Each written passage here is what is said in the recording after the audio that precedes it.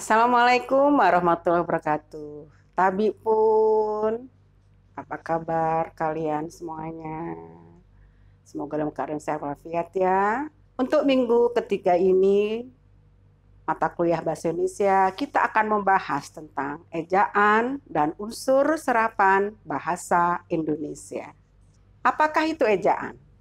Ejaan adalah keseluruhan peraturan yang melambangkan bunyi ujaran, pemisahan dan penggabungan kata, penulisan kata, huruf, dan tanda baca. Mengapa ejaan dianggap penting? Pentingnya ejaan adalah yang pertama untuk pengungkapan gagasan, ide, dan pikiran. Yang kedua digunakan dalam tulisan ilmiah.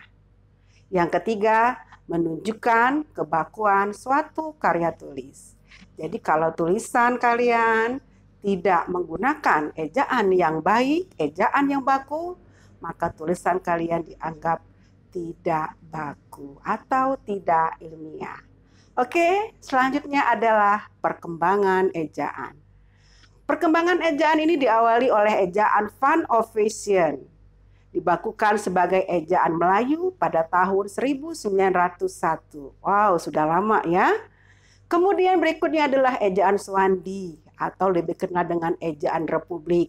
Nah, ini diberlakukan pada tanggal 19 Maret 1947.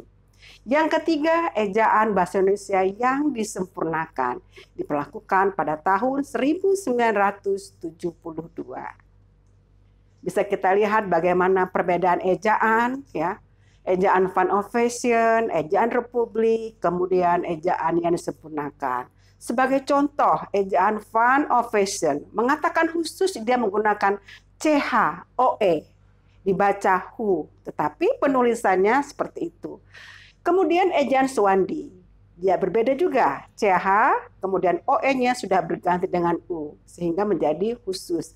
Nah, ketika ejaan disempurnakan, itu berubah menjadi CH tadinya menjadi KH, OE menjadi S, sehingga khusus.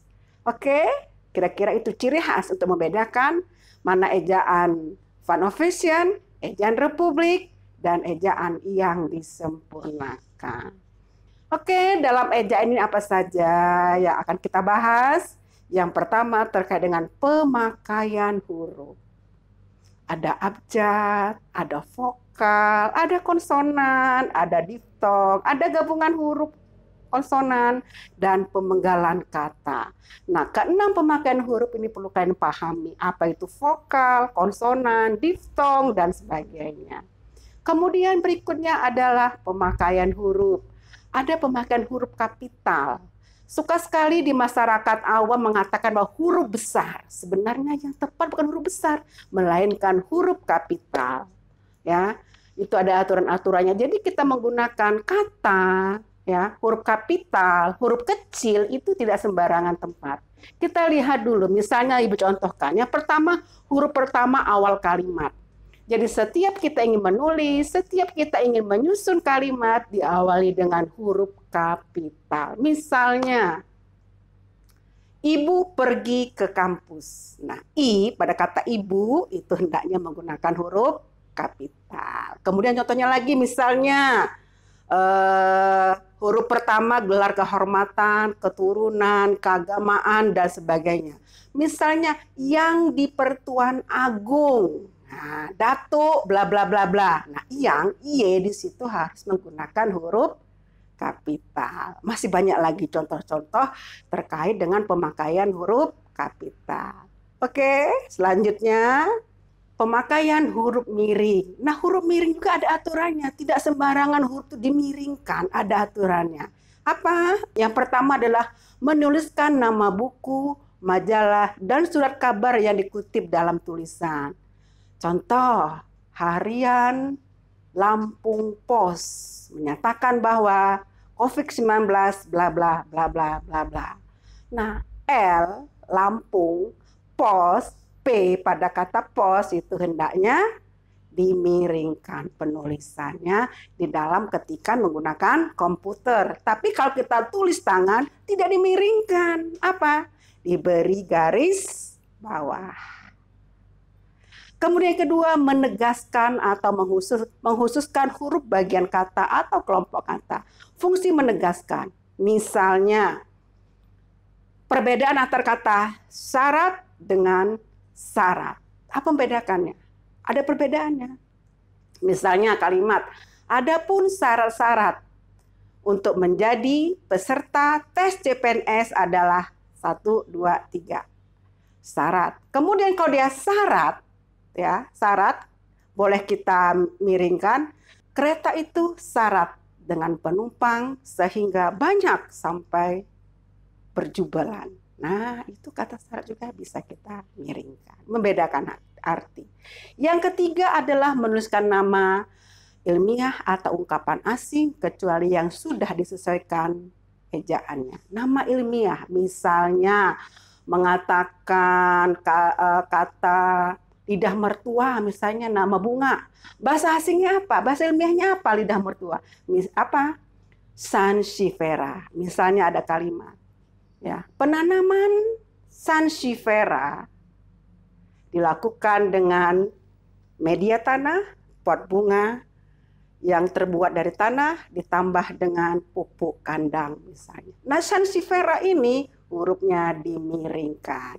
Kemudian kalau tulis tangan bagaimana di buku tulis? Sansevieria kita beri garis bawah. Oke, paham ya? Berikutnya penulisan kata.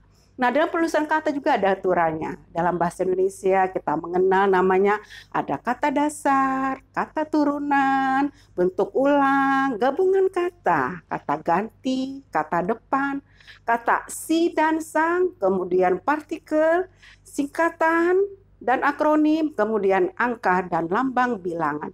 Nah, ini ada semua di dalam buku kita Ejaan Bahasa Indonesia. Kita pahami. Di sini Ibu ingin membahas salah satu contohnya adalah singkatan dan akronim. Mengapa ini Ibu bahas? Karena selalu sering salah kaprah para pemakai dan pengguna bahasa. Singkatan dan akronim. Apa itu singkatan? Ya, singkatan adalah bentuk yang dipendekkan yang terdiri dari satu huruf atau lebih. Bentuk yang dipendekkan. Misalnya apa? Sarjana ekonomi. Nah, sarjana ekonomi itu kita pendekkan apa? Menjadi SE. Bagaimana penulisannya? S kapital, titik, kemudian E kapital, titik. Itu aturannya. Tapi kalau SE kita kapitalkan semua tanpa menggunakan tanda titik, itu berarti penulisannya salah.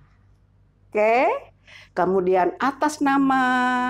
Bagaimana atas nama? Ini sering sekali kalau kita melihat di berupa form-form menggunakan atas nama. A-nya kapital, N-nya kecil, itu salah. Yang benar bagaimana? A-nya kecil, titik, N-nya kecil, titik. Sepele amat itu Bu. Memang hal sepele, tapi kebakuan bahasa harus kita taati. Kita harus taat azas terhadap penulisannya. Berikutnya akronim. Akronim adalah singkatan yang berupa gabungan huruf awal, suku kata ataupun gabungan huruf, dan suku kata yang dari kata yang diperlakukan sebagai kata. Sebagai kata. Contoh, ABRI, SIM, Bappenas, pemilu, dan lain-lain. Kemudian penulisan unsur serapan. Mengapa ini perlu? Dalam perkembangan bahasa Indonesia perlu menyerap dari berbagai bahasa, baik bahasa daerah maupun bahasa asing. Karena kalau bahasa Indonesia tidak menyerap bahasa dari bahasa daerah ataupun bahasa asing, maka bahasa kita sangat miskin. Apa itu serapan? Adopsi atau kita mengambil. Ya, tetapi mengadopsi kata baik bahasa daerah maupun bahasa asing itu ada aturannya. Oke. Berikutnya pembagian unsur serapan. Unsur serapan yang pertama adalah unsur serapan yang belum sepenuhnya terserap ke dalam bahasa Indonesia. Artinya belum ada padanannya, belum ada penggantinya. Apa contohnya? Reshuffle, shuttlecock. Itu masih dipakai dalam konteks bahasa Indonesia. Tetapi pengucapannya masih mengikuti cara asing. Nah, itu masih kita menggunakan bahasa asing. Kemudian yang kedua, unsur serapan yang pengucapannya dan penulisannya disesuaikan dengan kaidah bahasa Indonesia. Ejaannya hanya diubah seperlunya, sehingga bentuk bahasa Indonesia masih dapat dibandingkan dengan bentuk aslinya. Nah, itu artinya disesuaikan dengan fonologi, dengan tutur kata, dengan ucapan bahasa Indonesia. Berikutnya adalah pemakaian tanda baca. Banyak sekali tanda baca, kurang lebih ada 15 tanda baca. Oh, banyak sekali ya. Yang pertama, tanda titik, tanda koma, titik dua, tanda hubung, tanda pisah, tanda elipsis, tanda tanya, tanda seru, tanda kurung siku, tanda petik tunggal, tanda garis miring, dan tanda penyingkat atau apostrof. Ini ada aturannya juga, ada kaidah-kaidahnya. Ya, jadi tidak sembarang kita memberikan tanda titik, tidak sembarangan memberikan tanda seru, sembarangan tidak. Ibu, misalnya kalian ingin WA dosen kalian, ibu pakai tanda seru 3. Apa maknanya? Itu mempertegas, memberikan tanda perintah. Jadi tidak tepat penggunaan tanda seru di situ. Oke. Kemudian ini ada beberapa contoh kata serapan yang Ibu sampaikan, misalnya kata serapan dari bahasa asing.